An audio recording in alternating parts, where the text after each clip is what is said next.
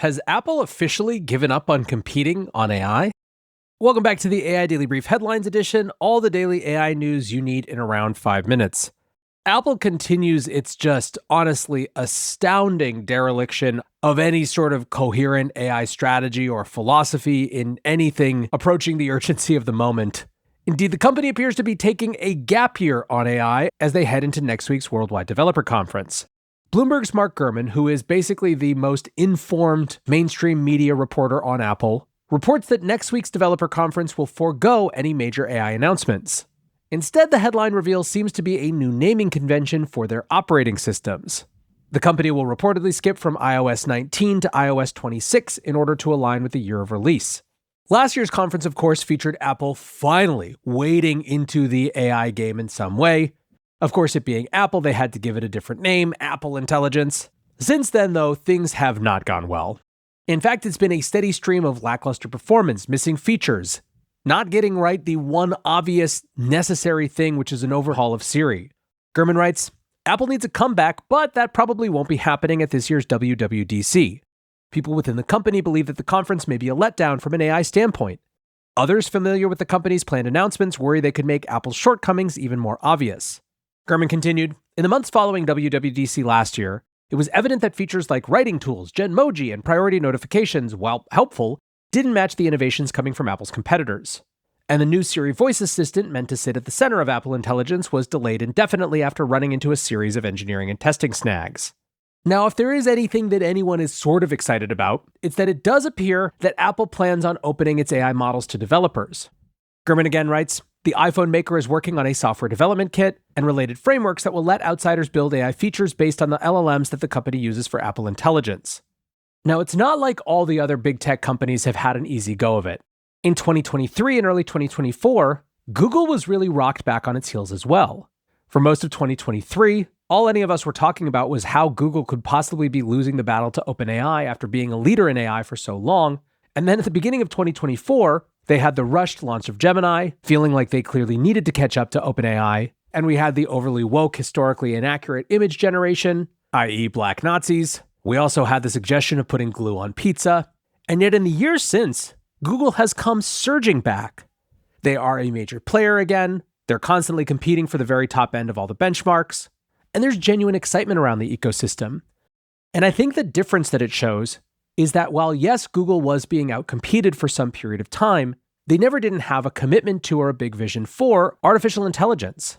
In fact, if anything, their AI approach was too sprawling, too distributed, and needed to be concentrated and organized and aligned around a coherent and specific vision rather than a whole bunch of them. Apple, meanwhile, it doesn't even seem like they've actually committed to this thing. Now look, ultimately, the company has a ton of goodwill. There are still a huge number of people who are incredibly loath to switch off Apple hardware. I'm one of them.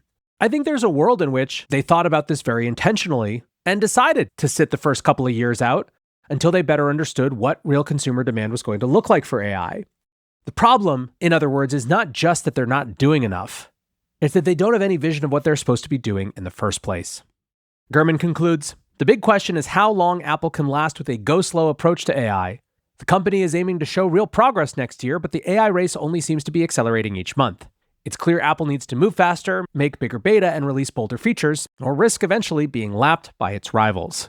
Savitar Jagtiani summed up the feelings of many when they tweeted, damn, AI light or no AI sounds like a death sentence for Apple at this stage.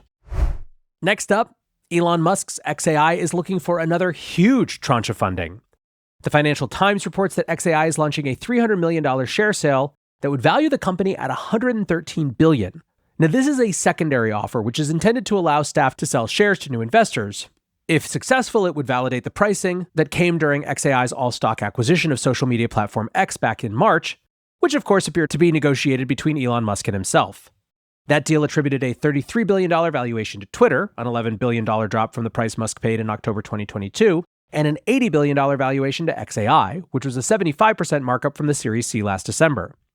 Now, the last fundraising news we had was back in April, when Bloomberg reported that XAI was in talks to raise $20 billion in a round that would have valued the company at $120 billion.